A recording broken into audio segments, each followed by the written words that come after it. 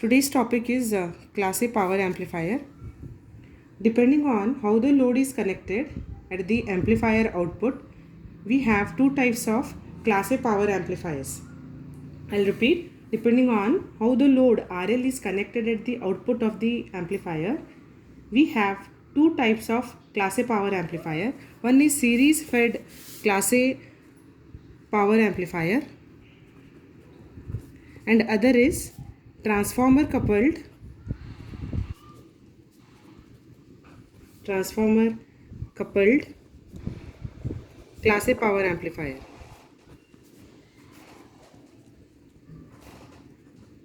We'll take today series fed Class A power amplifier.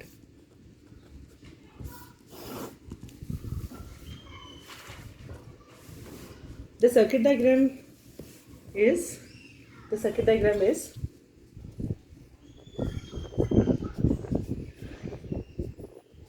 emitter is grounded. From collector we have RL or RC. Here load is in series, so it is called as series fed Class A power amplifier. And we have here VCC. Here we have base resistance RB, CI, and the input VI is given. And the voltage at this point is VBE. Voltage at this point is VCE. And we are getting the output voltage V0 at this point. This is fixed bias configuration. Since the load RL or RC is in series, it's called as series fed Class A power amplifier. Since RL load or RC is in series with the collector, so only it is called as series fed Class A power amplifier. Since RL is at the collector, so we are denoting it by RC also. Now we'll take its DC analysis and AC analysis. First we'll begin with the DC analysis. Applying KVL at the base emitter loop, we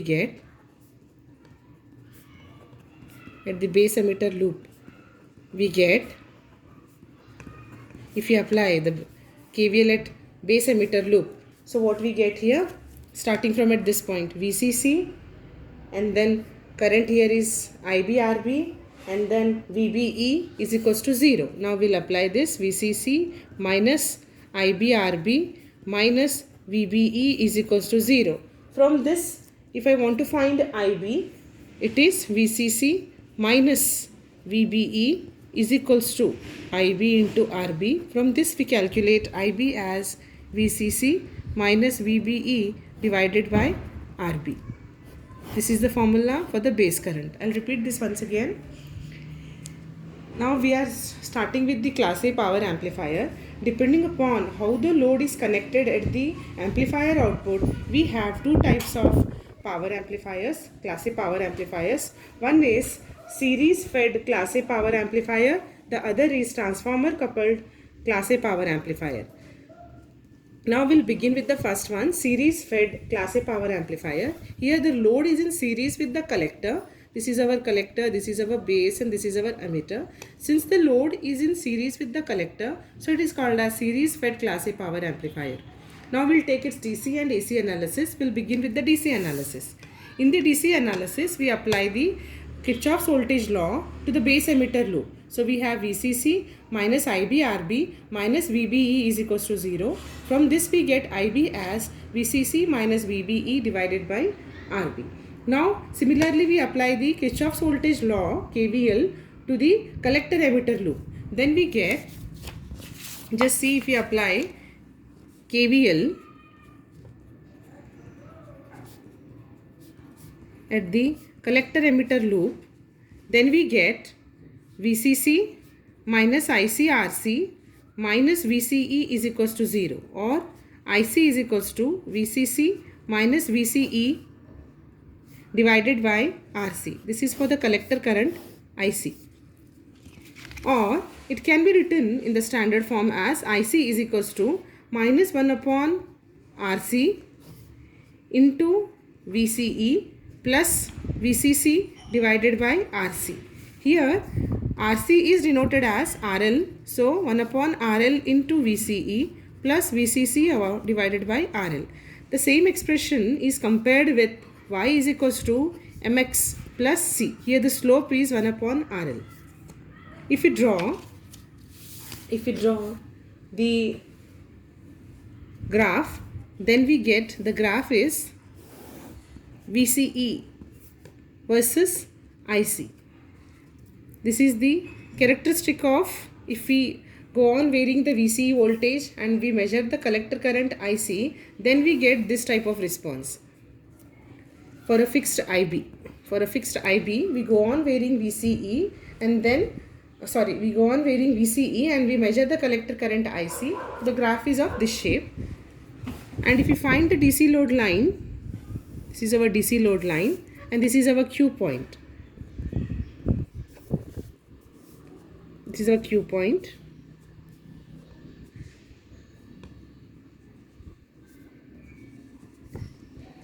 At the center of the DC load line, if we select the Q point, then I get the proper sine wave. Otherwise the sine wave is clipped. If you selected the proper center point, the Q point, then this is say VI, this is say with respect to time t. I'll mark the point as A, B, C, D and then E. Now similarly for the output, if I take,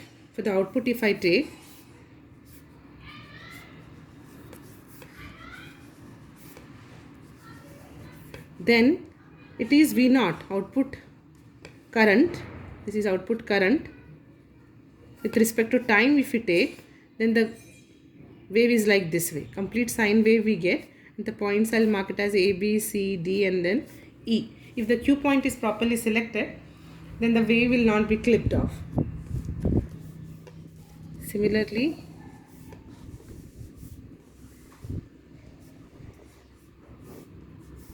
I can draw as A, B, C, D and then E. This is the DC load line. This is a Q point we are taking.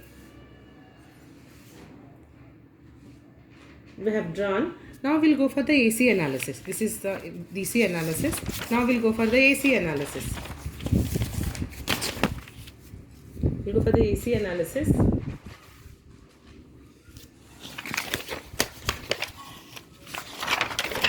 I'll keep the circuit as reference. I'll begin for the AC analysis. In the circuit, both DC and AC current flows through the same load RL. Here, DC current as well as the AC current, they flow through the same load current RL connected in series with the collector. Hence, the AC load line is same as the DC load line. I'll repeat once again. In the circuit, both DC and AC current flows through the load RL connected in series with the collector. Hence, the AC load line is same as the DC load line. Now, if I draw the graph with this also, it is a graph of IC versus VCE. Now, this is the characteristic as we all know, and this is our DC load line. This point is VCC by RL and this point is VCC, and this is our Q point.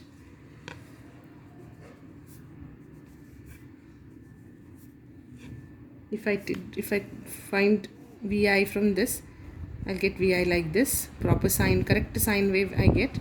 The proper sine wave I get A, B, C, D, E, and this is my VI. Similarly, if I want to find V0, then V0 is drawn like this. If I want to find the output voltage, this is my V0 with respect to time t, then I'll get V0 as like this way. Like a proper sine wave only I'll get, no clipping of the wave. Proper complete sine wave will come A, B, C, D, and then E. And then with respect to the current, if I want to find,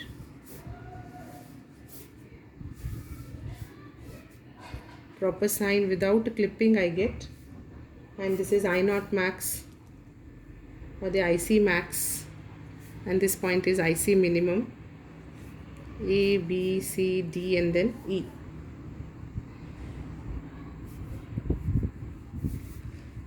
Fine. And for a fixed IB, we'll draw. This is VI, V naught, and the current. And this point is VCE minimum, B point is VCE minimum, and this point is VCE maximum. VCE minimum will be 0. VCE maximum will be VCC. Similarly, IC minimum will be 0. IC maximum will be VCC by RL. For the power amplifier, the input power is supplied from the DC source, VCC. The DC power is given by PI DC is equals to VCC into ICQ. I'll repeat once again. For the power amplifier, the input power is supplied from the DC power source, VCC. The DC power is given by PI DC is equals to VCC into ICQ. The DC power PI DC will be continuously drawn from the supply VCC, regardless of whether the AC input signal is present or no. The AC output power delivered to the load can be expressed in the following ways. The first one, using RMS values. Using RMS values, P0 AC power is VCE RMS into IC RMS. VCE RMS power is voltage into current, or AC power if I want to find, it is given as VCE RMS into, because it is RMS AC, into IC RMS. We all know that V is equals to I into R. If I want to find the power, AC power in terms of current, then VCE will be I into R. Then I will be having here I square C RMS into RL. If I want to express in terms of current. If I want to express the power, AC power in terms of only voltage, then this I becomes V by R.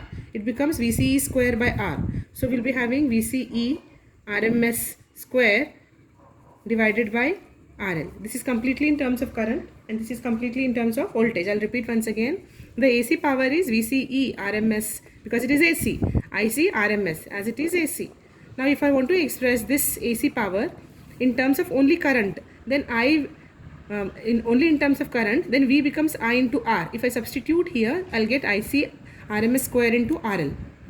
If I want the power only in terms of voltage, then from here I get V is equals to I into R. I becomes I square into R in terms of current, V square by R in terms of voltage.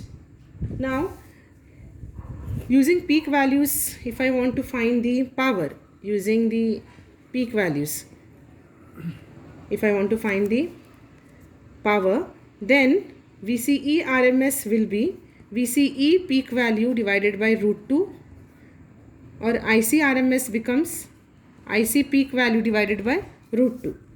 Then if I substitute in P0 AC, it will be VCE RMS into IC RMS.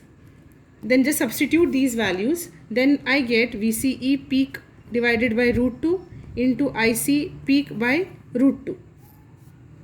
If I want to express this, only this one, P0 AC, the above expression, this expression, only in terms of current, then it will be P0 AC becomes ICP square by 2 into RL. If I want to express this only in terms of voltage, then VCE square peak value divided by 2 RL. This is using the peak values. Next, if I want to find the P0 AC using peak to peak values, the third case will be if I want to find P naught AC using peak to peak value, then VCE peak to peak is given as 2 times VCE peak. Similarly, IC peak to peak is given as 2 times IC peak. Then P naught AC is given as VCE RMS, as we all know, into IC RMS. If I substitute here, it becomes VCE peak to peak by 2 root 2 into IC peak to peak by 2 root 2. Then if I multiply this, we'll be having VCE peak to peak, IC peak to peak by 8. Now last case, fourth case, using maximum and minimum values. Using maximum and minimum values, if I want to find the P naught AC, then it is given as VCE peak to peak is VCE max minus maximum and minimum value, both if I am considering, where this part will come maximum value, minimum value, VCE max, VCE min here. VCE max, VCE min, IC max and IC min. If I want to use this one, then our P naught AC is calculated as VCE max is equals to VCE max, VCE peak to peak is VCE max minus VCE minimum, and IC peak to peak is equals to IC max minus IC minimum. Then P naught AC is given as VCE maximum minus VCE minimum into IC maximum minus IC minimum divided by 8. Maximum AC power, if I want to find out the maximum AC output power, will find when VCE minimum is 0, IC minimum is 0 and VCE maximum is VCC, IC maximum is VCC divided by RL. Then P naught AC maximum is given as VCC minus 0 into VCC, just substitute in this value, substitute in this VCC by RL minus 0. Then we get VCC square divided by 8 RL. This is what P naught AC maximum. This much is the explanation. Now we'll take one numerical. Now let us take one numerical on this part. One numerical will solve. A class A series fed power amplifier is required to deliver a maximum power 20 watts of load to load of 4 ohms. Calculate the required supply voltage. Calculate the required supply voltage. Given, now solution is given, what is been given here? RL as 4 ohm and P naught AC maximum is given as 20 watts. Now VCC is calculated as root of P naught AC maximum into 8 RL. Substitute here root 20 into 8 into 4. So we get 25.29 volts. Now next step is to find out the efficiency. Next step is to find out the efficiency denoted as eta. The power amplifier converts the DC power to supply VCC into AC or a signal power at the load. The percentage efficiency is given by the formula AC or signal power delivered to load signal power delivered to load divided by DC power supplied to amplifier, DC power supplied to amplifier into 100. Now percentage efficiency becomes, it is P0 AC divided by Pi DC, signal power delivered at the load, and DC power supplied to the amplifier. So it becomes Pi DC and P0 DC into 100. Or it is AC, we know that VCE RMS, power is voltage into current, so IC RMS, as it is AC, and this will be VCC DC Pi DC or into ICQ into 100. Or it is in terms of peak value is VCE peak divided by root 2, and this is also IC peak by root 2, and this is VCC into ICQ into 100. Then we get, in terms of percentage efficiency, we get the percentage efficiency as VCC divided by 2 root 2 into ICQ divided by root 2 divided by VCC into ICQ into 100 is what percentage efficiency. Then if VCE peak value, we know that VCE peak value is, just now we have derived VCE max minus VCE min divided by 2, or VCE peak value is VCC minus VC minimum is 0 divided by 2, or VCE divided by 2. Therefore the percentage efficiency, if we substitute, we get 25%. Just solve this. If you have doubt, you can ask me to my personal WhatsApp number.